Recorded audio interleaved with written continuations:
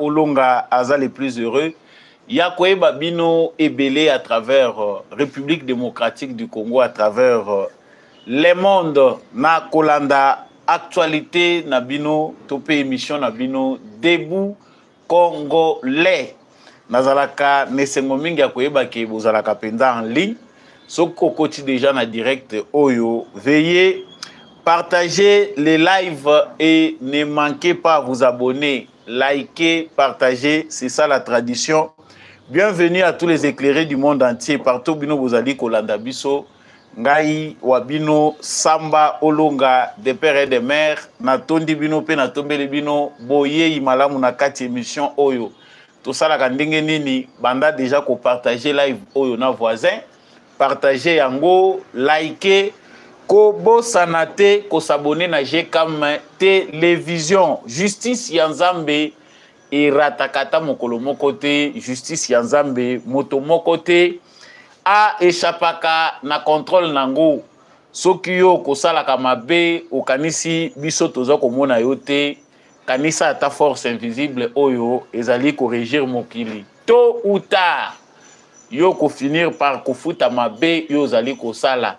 Si ce n'est pas sur cette terre, sachez-le bien que même dans l'au-delà, yo kofuta ba acte na yo. Mais même si c'est le cas, justice peut à constat mutamba ezoko ya mabe yebaka komilengele.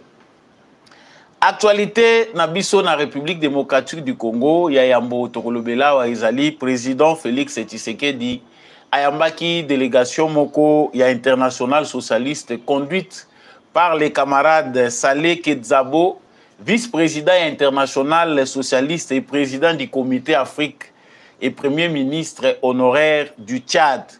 Azalaki peut accompagner na madame Chantal Mbiwa, coordonnatrice du secrétaire général de l'international socialiste. Na mulongo pe Augustin Kabuya Azalaki yepe aza l'un des vice-présidents ya organisation wana. Bayaki selon bango ko présenter ba félicitations na tata mokonzi ekolo pour na réélection na ye pe ko affirmer ye soutien, ko exprimer ye soutien na bango, indéfectible soutien organisation na bango. Balandi information ezali ya koyeba ya solo penda tata mokonzi ekolo ayambi Augustin Kabuya na bato international socialiste.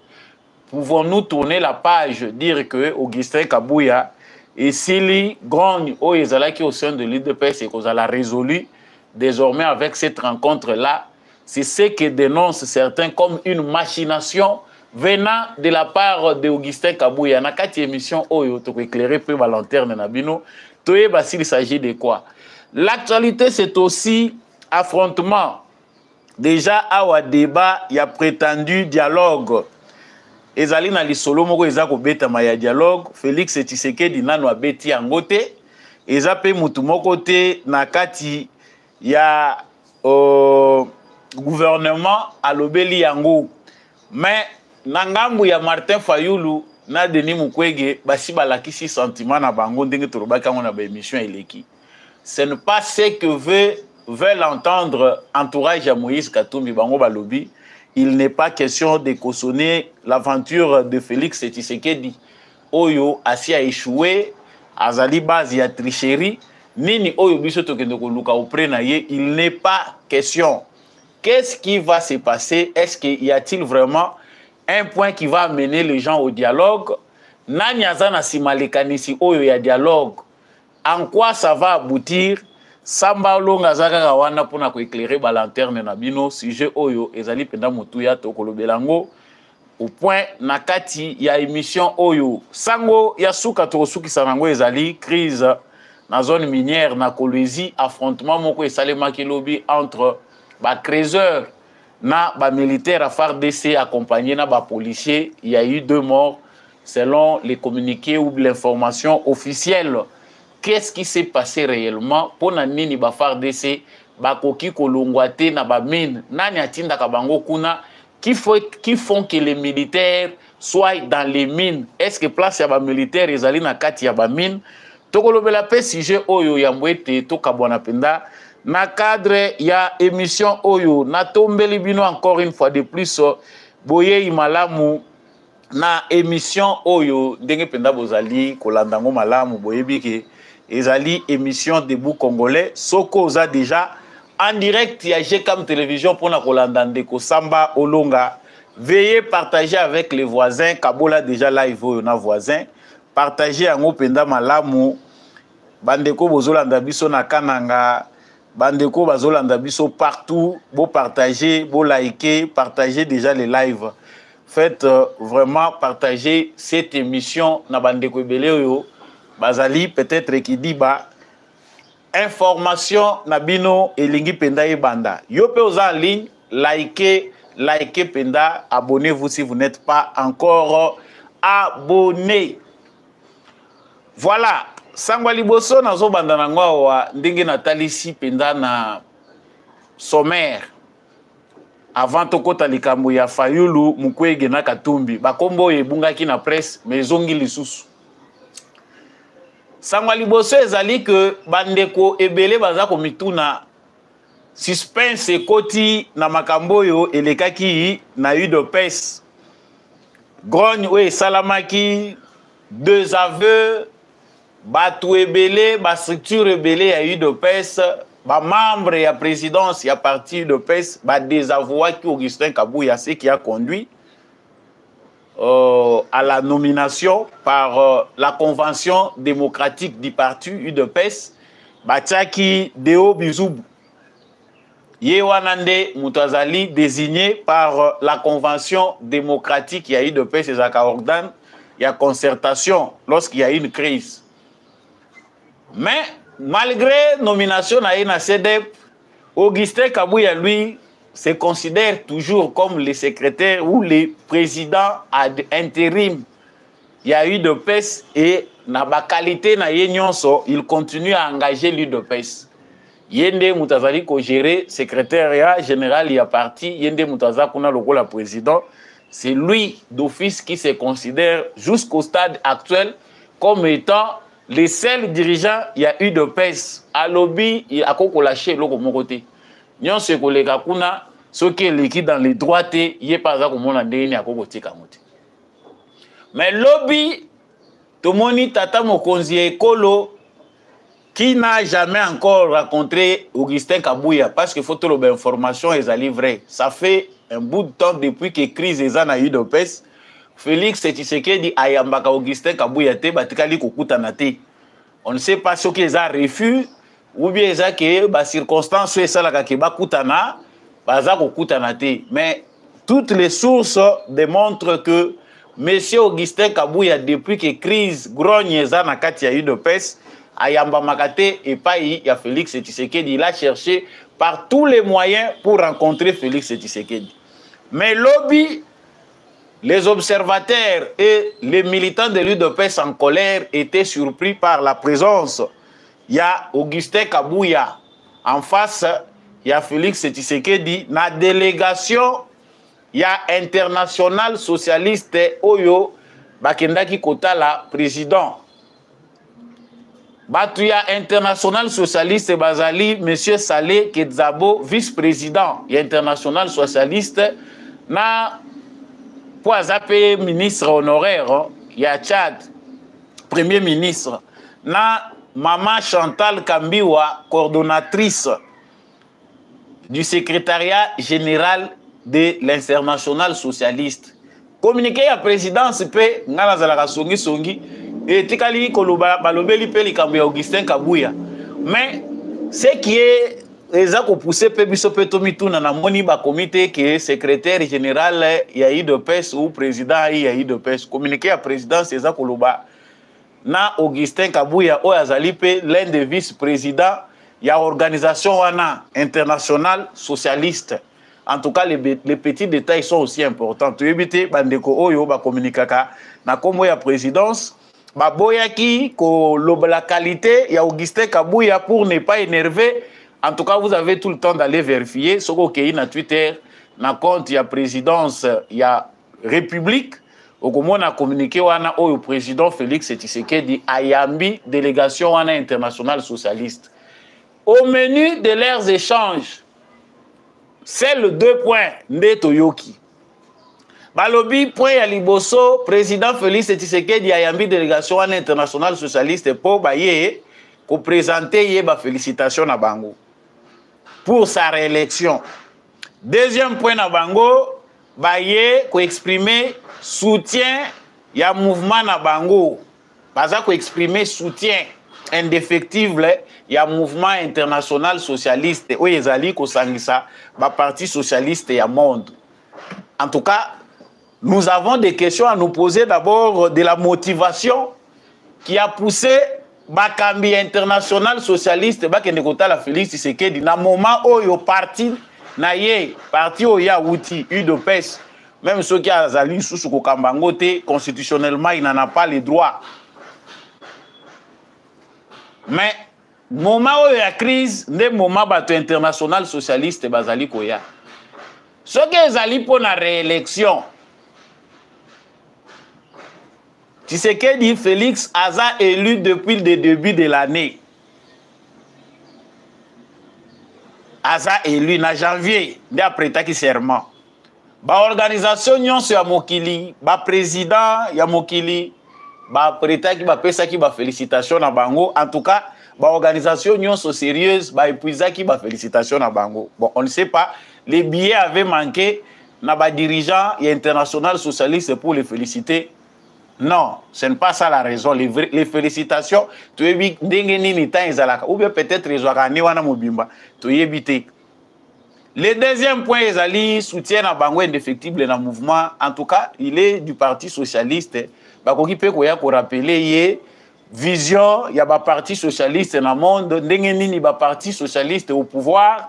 Bah se comporta kapona comme ma sociale démocratie oyo ba ponaka à travers le monde ligne de conduite na bango et salaka ke ba sangana bazana ba valeur oyo sangisaka bango. Mais tangu na yo ki font ya makambu nde etindinga ipendana lobela likambo oyo. Augustin Kabuya yende mutu a sollicité auprès ya baninga na ye parce que la vérité, ils vont finir par Kobima. L'argent est capable de tout au Congo, jusqu'à s'accaparer même des postes pour nazo à grandeur. On était ici surpris de constater que Augustin Kabuya a commis vice-président, il y a international socialiste, il n'est pas commis na Mouanzukuna, il est déjà parmi bateau bazali ko diriger international socialiste. Tu éviter à port nil parce que l'UDPS n'est même pas présentable. Parti où il y a d'abord à diriger, tout ça comme monaté, beauté ya parti au pouvoir, même pas un semblant d'organisation. Et go sala ke IDPS etika koyo ki sabatu soni. Mais il a été élevé à comme moko ya ba vice-président et international socialiste dans le monde. Maintenant la crise est comme makasi. Na niveau ya parti, désavoué par la base de l'UDPS, désavoué par la majorité des cadres de l'UDPS, ma structure est belée et lobby non, ça ne va pas. Tout sauf Kabuya. Les changements pour nous, ça passe d'abord par le départ ya Kabuya. Mais Augustin Kabuya a l'acquis que lui, les leçons de la démocratie qu'il avait apprises auprès d'Etienne Tshisekedi, ezali ya ke soki baza koboya yo tingama na makasi kangama, utiliser ba voies et moyens pour s'en sortir. Ce qui ressort de là est une honte. Ceux qui ont besoin d'audience na président de la République, oya oyebi yango téléphone pe numéro ya président de la République ozalaka nango. Mais allez manipuler vos frères noirs de l'organisation internationale yaba socialiste pour baya ko accompagner yo mon elongia chef de l'État. Moi je sous-attends que quelque part eza banganga ba yebisi yo soki ka kokutani na ye nde likamuna yo kozala résolu. Quelque part, il faut avoir honte. Bato yo bazoboya yo eza international socialiste était. Muto bazoboya yo eza Tshisekedi té. C'est la base de l'UDPS qui en a marre. Na muto yo akoki ko inspiré té. Oko kozala peut-être ozala ki no malamu pour certains, gardiens du temple comme les certains le disent, mais ba impératif ya moment. Difficulté au parti présidentiel les alliés qu'on rencontré et ça qu'on senga que oti kanzela ba étoile mususu pe et pela boni yo ko vandela ba étoile ya baninga oyo mususu bazolo ba pe moi lopoto kitoko soka leki na ba top Congo wana omoni leki oyo ki me bataide peso to kanisa kake mais il y a des gens quand même comme ça qui peuvent mieux s'exprimer, mieux communiquer. Mais pour la nini tozaka habitué à Koyoka Kabuya, Kabuya, c'est lui celle qui gère tout, c'est lui celle qui parle de tout dans les médias. Alors qu'il y a des gens cohérents, qui exprimer mieux position à UDPS que Augustin Kabuya. Aujourd'hui, les partis UDPS est pris en otage. La délégation de l'international socialiste est baillée pour Nabofundi. Augustin Kabuya, pour lui, il pense que Bazali Kocha est à côté de manière non démocratique.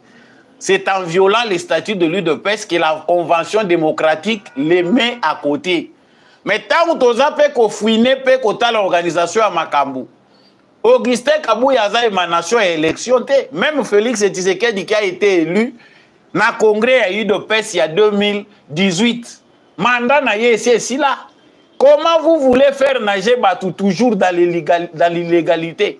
Est-ce que les gens congrès Moussoussou UDPS c'est ça là qui ont ici pouvoir dans Félix Tshisekedi? Ce n'est pas pour ne pas dire ou ne pas reconnaître l'autorité à Félix Tshisekedi, mais c'est pour parler dans le contexte du droit. Mandat, il y a président, il y a parti, et ça la capo dans 5 ans. Ou à ça il dans congrès, c'est 5 ans.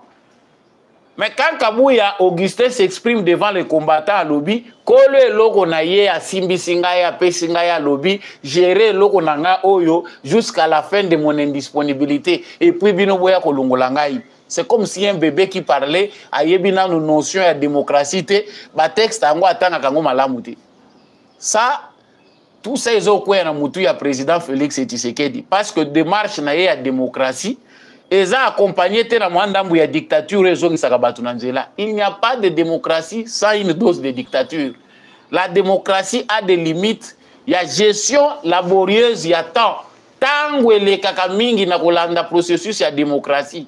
C'est pourtant dans certaines démocraties, dictature, il n'y a plus de démocratie. Non, démocratie à 100%, Kozelati, Mokolobatunion, surtout comme d'accord, mais la décision existe dans le monde. Pour bien gérer l'État en démocratie, il y a toujours moyen de s'imposer pour couper les têtes qui fâchent. Et là, je reproche à président Félix Tshisekedi, non seulement pour le contexte de l'UDPS, mais pour aussi d'autres dossiers. Démocratie, l'équipe mingi, au taliba congolais, nanou ba mesani bongote. Yosko zo me la bango na sens que après comprendre la démocratie, totika bango ba kende ti, côté ba kende ko suka wana, mutu nyonso a s'exprimer, ba s'épuiser, nde simatoko ya kolobela likambo ya démocratie. Comprendre qui veut, chers téléspectateurs, vous allez comprendre pourquoi la délégation de l'international socialiste est venue chez Félix Tshisekedi. Félix Tshisekedi n'est plus le président de l'UDPS. Les questions de fond, il y a eu UDPS et Zali Makambouya international socialiste était. Combat au UDPS a mené, ils appellent la particularité nango, loin de la démarche, il y a parti, il y a organisation, il y a international, il y a socialiste. Ça n'a rien de voir là-dedans. Mais comme Kabou a l'argent, il a les moyens, à défaut de payer le cadre Oyo, Bazako Telengana Batikali na suspense, président Zolo Banini, mais président Mokolonini a le dossier, président Zolo Banini, Nase Nasa Bongo Ezako Tambola pour faire taire les langues. Batoyo, Bazako Telem Augustin Kabouya, il faut bakanga minoko na bango. Comment le faire taire? Tamboui Sambongo, parce que j'ai l'argent. Non! Vous n'allez pas quand même acheter tout le monde. Tant que vous êtes fatigué, il faut savoir partir. Est-ce que pour yo kende il faut il faut qu'il y ait des casses pour yo on dit makokende.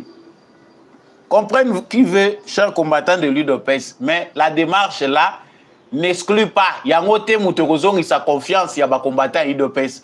On a déjà désavoué, il faut respecter la base du parti. C'est la base qui donne le pouvoir. Ceux qui déjà désavoué yo, lobby que tous les sous na confiance na yote, le mieux à faire c'est de démissionner au lieu d'attendre les ridicules. Alors il faut qu'on se recharge Tshisekedi en même temps président de la République, en même temps la nuit quand il veut se reposer, il a eu les sous dossiers à IDPS. Si le lobby ni président, batubaza ko zela kuna, si ko lingi to sala ndengeni. Bisa ki bino IDPS ko comme la bino kilo. Boko diriger ngote et que la passe pour na bino quand Etienne Tshisekedi était avec son UDPS, bango bandaye ko mona bato mayele mingi ba monike en tout cas tant tozo mona UDPS président tolingo sala boye ayebisa kibino que parti obozo sakana nango je ne serai pas là et ko komela bino ingouvernable. Aujourd'hui, c'est ce qu'on est en train de voir. On a déjà otoye bangi ki ba yebi déjà basi ba kotisi ba leçon démocratie mais qui n'ont rien appris du tout. Parce qu'il suffit qu'à poye ba mutu aussi mbisa mbongo na maboko. Ba miyibi mususu ba bandi mususu ba batama na sima ba valeur. Wana po azampiaka. Mais zwaka kambongo pesa ye akokoloniser bino nyonso. Atoza mayelo komi pa tanazo la bato mayelo yo bazana UDPS qui sont aujourd'hui inaperçus, misérables. Pour na kolukata mo veste à $200 ozo mona bato bazana bongo et koko transformer mboka. Mais ils sont nulle part inaperçus. Pourquoi? Parce que il y a ceux qui ont l'argent, qui peuvent manipuler avec les moyens. Mbongo bazanango bazo manipuler la bango ndenge balingi. Et il y a les autres qui n'ont rien. Ils ont les idées, ils ont l'idéologie. Bazana ba valeur batikali accroché nango mena bobola. Ceux qui ont l'argent gagnent. Biso aussi to lobi na biso. Ceux qui pouvoir à IDPS il faut kaka et profiter kana un groupe, un petit groupe d'individus. Même la communication est zapette. Bato yo bavandi na président Félix Tshisekedi, que ce soit ceux qui sont au parti de PES, que ce soit ceux qui sont avec le président Félix Tshisekedi, ba éviter que communication ezaka na valeur, basi ba mesana ba boka ba parlementaire debo na ba mbodi, ba tutie le kaka ndenge ko beta mawana, mbongo bazolia bango moko ba immeuble asika baza ko tonga, bazana bango ko tonga bandako. Wana bato baloba te, non le président va donner les solutions d'ici là le président va parler. Tshisekedi aza mutu, aza nzambete. Na mitu ya bato ba mona ki Etienne Tshisekedi nzambe mukolo akufaki même moi qui vous parle j'ai demandé pardon à Dieu to senga ki nzambe bolimbisi. On ne pouvait pas considérer cet homme là comme Dieu, l'espoir c'est lui mukolo akendaka bato ebele ba mona ka suka na bango. Aujourd'hui Valentin Mubake n'est plus visible, bato musu ba bosani na ko bosana parce que mona ki Etienne Tshisekedi logo la marchandise na ye tant qu'il est là moi ma politique je suis là mais sikoyo a politique yango batikeli yo bosalango. Sangwami Balé, Nazako Kota l'actualité na biso. Vous êtes en direct de GCAM Télévision. Et Sengelibo likez, partagez l'actualité. Bolingo pe si la gâté. Bolingo ici la gâté. Bandego balobi président Lingue Kabouya Mingi. Te, makambo politique eza bolingo te. Il n'est pas question d'amour. Moutako trahir yo. Pas parce qu'il y a Azako décevoir ou bien parce qu'à trahir yo. Non, incompétence pèse la kamakambo ebele. Président li komesana na bato mingi mais c'est aussi dommage. Sangwami Balé ezali ba kombo oyo nga na kanisa ki tobosana ki yango mais ezongi lisusu na actualité. Ba kombo oyo ezali Fayulu, ezali Mukwege, ezali Katumbi. La question qui se pose ezali que tozo sala débat autour il y a sujet inexistant ou autour d'un sujet qui résiste et réellement. Fayulu côté outi libanda na convention démocratique, toyebiete vanini memie kuna, quelle mouche l'a piqué? Est-ce que c'est parce qu'Azali sous na poste était ou bien ezali problème nini? Tout le monde kaka Martin Fayulu à partir de banda lokola mikolo ko sala pe ba vidéo ezana ngo pété. Alobi Nazoya venez m'accueillir. On attend de voir qui vont l'accueillir. En tout cas dans le contexte au Congo et comme il est là. Mais alobi quand même que Azoya il faut ba yambayi. Mais la priorité reste les dialogues. Martin Fayulu, pour naye, aza d'accord que tout vanda, tout sangana, tout luka kimia. Cohésion, il faut y aller entre biso. Tu vas pe Denis Mukwege pa lobi ezandenge wana. Bata 5 ans, bango pe zakanango kop na bango, bango bako boya ngote. Ça ne vous attendez pas. Les gens de la 5 ans, quinquennat, on est obligé de passer toujours à des choses type na Aden. Il y a des politiciens congolais au Bazanga Kabisika. Mais Toyoki Olivier Kamitatu et d'autres cadres d'ensemble pour la République, il y a Moïse Katumbi. Balobi, en tout cas, Batunion, Soso Bakoko Diembela, Bato déjà Basi Basilingala, So Bakoko Diembela Likamboyo, Biso Tokoiko Diembela Ngo Atamukete. Il n'y a pas de raison pour Biso Tokende participer, n'a prétendu mon dialogue. Oyo, et ko sangisa biso na Félix Tshisekedi, eza le roi toke ko pesa yeba beki. tous ont raison dans la situation sécuritaire ya mboka pour cautionner un tricheur. C'est le même langage qu'avait utilisé Félix Tshisekedi tango ba yebisa ki baza ko interviewer basango mutu bakendaki ko luka Tshisekedi. C'est toujours Martin Fayulu. Nde mutu akendaki ko lela auprès ya basango. Tango makambo eza clair batu nyonso bazo senga makambo awa ke bokota ba élection. La suite, on verra après. Martin Fayulu, les démons de l'Union européenne, il y a des commissionnaires de l'Union européenne où il y a des gens qui se libérer dans Bangote. En tout cas, il ne faut pas participer à ces élections-là. Il faut aussi la contrepoids pour l'élection et ça le matin. Malheureusement pour lui, il s'est entouré de chômeurs dans une politique de la chaise vide. Ce qu'on a dit que chaise vide, c'est ça que Batubakot Mayo, Nzalekota Kamakasi. Faut aller tenir ce qui est pour supporter Nzalandingwana pendant plus de 30 ans. Au Kangibat, Bamusupe Soki Nzaleleki, Bakimi na Bango. Martin Fayulu a leli Basango, Baluka dialogue et pas Tshisekedi. Ce qui se dit ici, c'est le discours venant de Martin Fayulu à Kendai Kosolulana Batwa Senko. Batwa Senko peut baké ba yebisi Tshisekedi Luka ndenge nini okoko sangisa batu pour kotisa Bango. Tshisekedi n'a pas encore dit un mot que Azako Luka asa la sous dialogue ou concertation nationale. Connaissant la classe politique congolaise, toyebi keza oben pour na batu oyo bazuna nous esikati. Mais comme l'Union européenne ne nous lâchera pas, Martin Fayulu pesoka kotika Union européenne te ndenga zo sila wana ezali penda enterrement politique définitive parce qu'on ne voit pas liboso tozoko kendao. Ndenge politique ezako kende. Na yebite 2028 to batu mususu bakomi kokana parce que ezalaka soto sala élection allez to pesa ni rendez-vous na date moko na ne wana batu bakanisi ke lola ekokwea lola pe kwea kanango te ko uta kabila tina ndenge toleka mikolo pe leka kanango ba ope bazo vieillir ba mususu pe bazo bota manaba.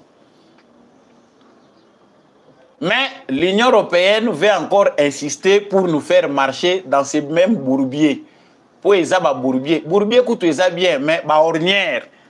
Ici, c'est transformé comme une fondrière. Pour ceux qui ont bien wana mituke ko leka. Mais ceux qui sont salima boulou, mituke komi ko ya ezo kangama wana.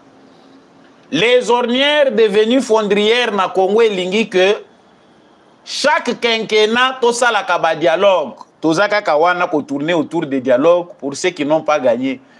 Awa Tshisekedi abanga parce que l'idée a fallu les années Tshisekedi pour éviter que ba cadre ya ba parti politique mususu ba kende ko rejoindre AFC Ananga sangisa bango yoka bango luka ndenge nini to ko bongisa.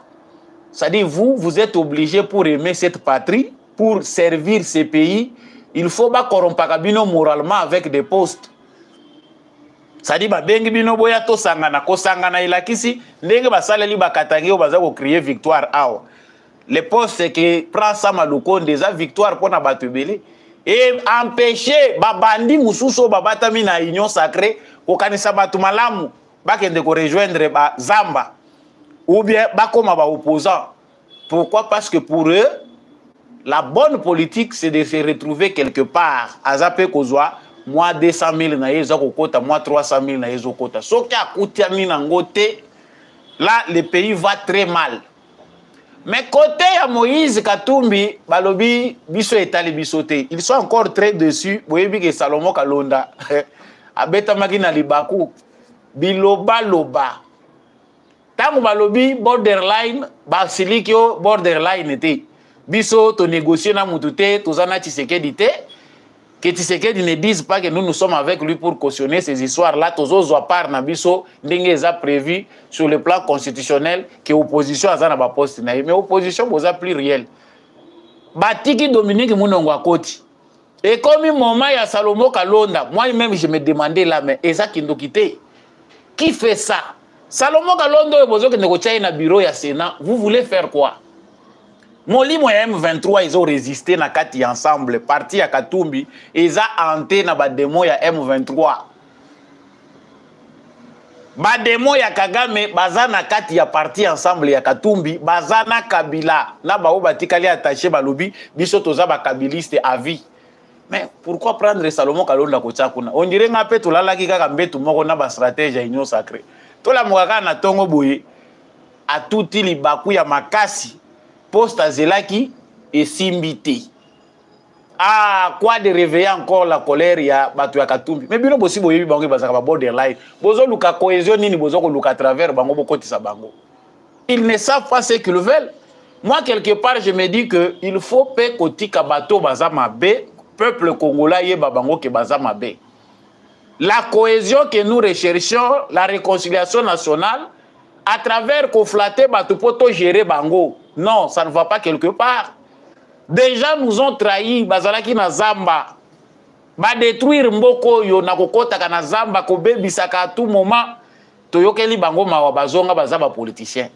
S'il faut seulement regarder paysage ya ba parti politique na Congo, pour ceux qui maîtrisent mieux l'histoire, ça nous rappelle ravage oyo ba congolais basali accompagnés des Ougandais, des Rwandais sur le sol congolais. Soit disant que baza ko combattre Kabila parce que pouvoir na yeza légitimité pour baya bango baya ko pouvoir. Tout ça ce sont des massacres oyo to connaître na partie est mobimba ya République démocratique du Congo. Aujourd'hui les mêmes démons elingi kotika batwana ti. Sikoyo to banakaka chaque quinquennat bolugi ndenge nini ya ko flataka bango. Non, quelque part ba démons mususu ba bengana kango libela po ya kate. Démons ba traitaka na yete bolugele sika vanda omoni to mesani na ye. Non. Le président Félix Tshisekedi aye azali na contexte moko alinko kumbela Congo, réconciliation nationale, unité de tous les Congolais. Mais que veut dire unité? Si l'unité veut dire que tous les bandits doivent être gratifiés, si l'unité veut dire que Moutousoki a qu'une élection a échoué, a qu'un un mouvement rebelle, au nom de l'unité, mais c'est que Bissonion Soto Kendezamba. Si l'unité veut dire qu'il y a des gens qui se croient plus congolais, c'est-à-dire ceux qui bango gouvernement bimi va se retrouver na katité, batouana moyen bango va vivre été, moyen va se considérer que baza na kata Congo exacté. Ça c'est que tozo côté que la bana na biso ba problème ou ekosi la katé. Le président Félix Tshisekedi doit quelque part mettre de côté carotte ya simbela ki bango pona kozwa bâton.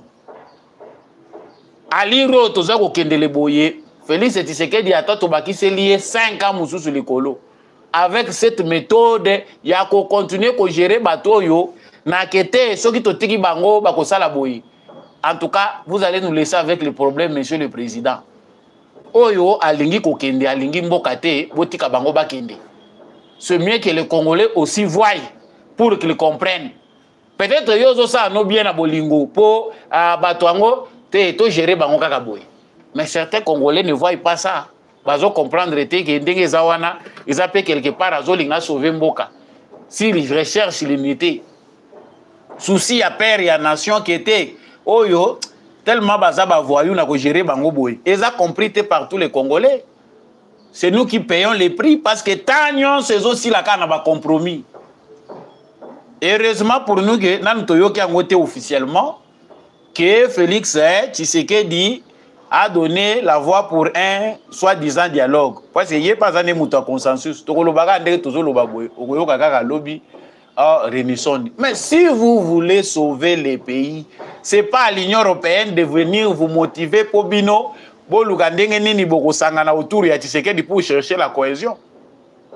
Si Martin Fayoulou pense que la cohésion nationale est importante, Tshisekedi azawana tout le monde qui bozo se saluer tout sourire ngana zozonga elanga encore pour nous rappeler Martin Fayoulou que olingi kimia senga pe ba congolais pardon vérité triomphe kaka ba congolais oyo divisaki wana. Aujourd'hui quand on disait aux Congolais que botika politique ezana ba méandre nango politique ezana buzoba nango, vous haïssez vos propres frères.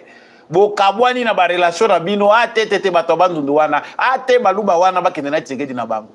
Mais quand vous voyez Martin Fayoulou avec Tshisekedi, vous touchez qui bango pendant na ba famille na bango.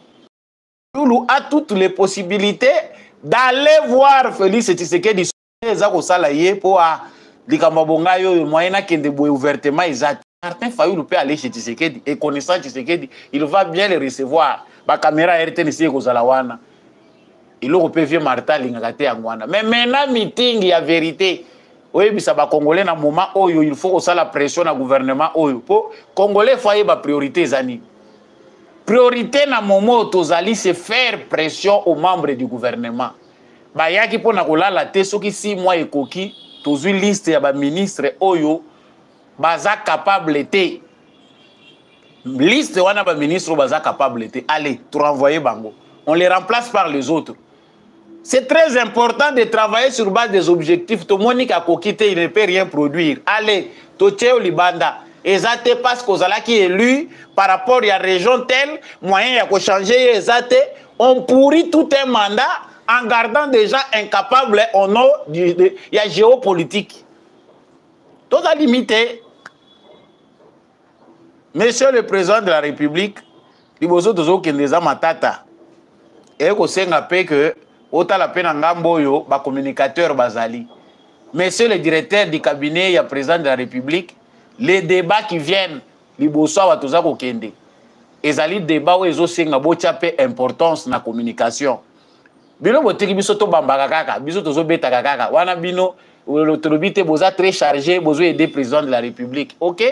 Moko les ali communication ko balukela bino parce que vous ne donnez pas la valeur à la communication.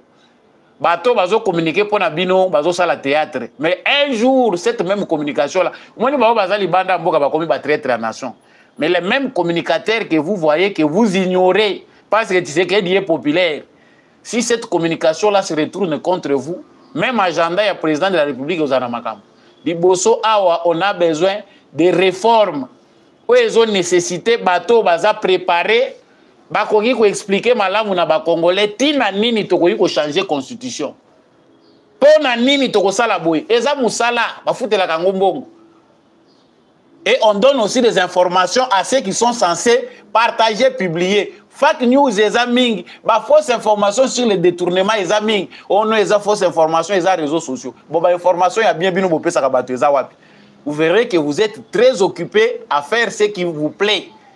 Soki déjà choses du côté relé la kwanga na yo moyen tala baninga ezati.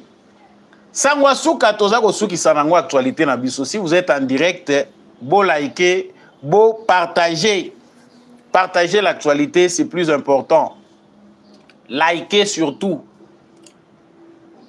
Crise na bamine.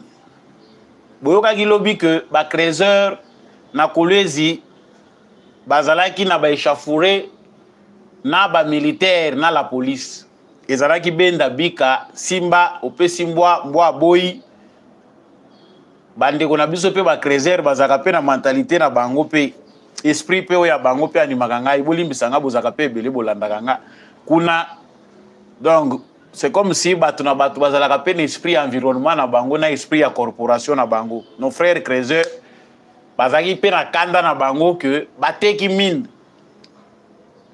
likambo basi ba discuter ngo mingi ba ministre belé balobela yango les mines congolaises qui sont vendues aux mains ya ba grandes entreprises mais ba creuser na biso ba artisan o ya biso oyo pe baza kozwa pe ya bango na ndenga pau baza kozwa parce que baliesa ka banda kuna bango qui sont dans des coopératives baza ko luka pe bango pe babundana kana pau bino bato makasi bosi bolonga bo s'associer na ba chinois na ba indien botondi na ba carré minier encore pe ba libéraliser mutu nini akozwa mina wa sanki aza l'associer na congolais toyebi ke boza bino kuna ebele mais organiser les choses de manière à ce que ba oyo pe ba bola oyo baza kozula pe ba na bango mo eloko kolia ya muke na boyi kotanga ba kombo po boze ebele na ba mine sans distinction bisika oyo bino bomoni bozo investir ezaka boke ko bakisaka mabulu esika oyo mbongo pe bozozwa na mine boya pe bo inverser ata tendance awo balibane na ba indien batika konyokola ba congolais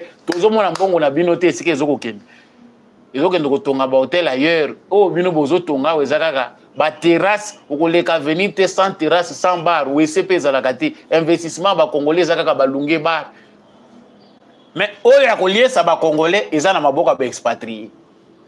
Les crésers se sont énervés, basiliki, parce que les boulots moko bango pe bazalaki koche la pe mutema ke libulo yo eza pe ya biso ba crésers moko kuta pe sanga dossier na bango eza na batu bazalaka na ba moyen belé bayaka derrière les parquets derrière ba juge aye akuti libulu wana eza ko appartenir na ba créateur po bazape na bambulu na bango apesi mbongo ebele po babotola bango ango bakobotola ngo bakomisa ngo ya mutu moko grand barrière lokola ya za na moyen ebele a bloquer bino na ba instance nyonso bino bokozanga place nini bino bokolela. Est-ce que pour remettre de l'ordre na ba coin wana eza ko senga kaka chaque fois tozala na ba mort d'homme eza ko senga kaka ba militaire bakoma kobeta masasi lokola na guerre balobaki awa ba militaire basalaka nini na ba mine les puissants. Nous n'avons pas combattu pour ba bandits d'état ba continuer ko coloniser biso jusqu'au jour d'aujourd'hui tant que toza koloba wa les bandits d'état continuent à nous coloniser. Mutu azimbongo amoni que secteur azali po babanga ye il doit se faire accompagner des militaires aller à jouer une influence soki ya colonel soki général ba soda ba se retrouver na kati ya bakare minier ole ba militaire basala musala oya bango ba militaire ba komi na bakare minier pour protéger les intérêts des gens qui font l'argent pour eux-mêmes. Ya biso eza ko belela tozo belela pe au nom de ceux qui n'ont pas de voix bakoyi ko ganga makasi te tozo ko belela ngo. Monsieur le président de la République po nyonso ezo parachuter ezo koma kaka et pas président de la République.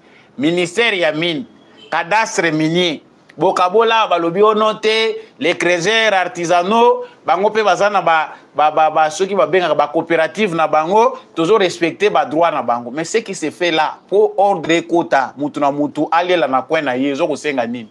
Émission ya mukola lelo ekomi penda na suka.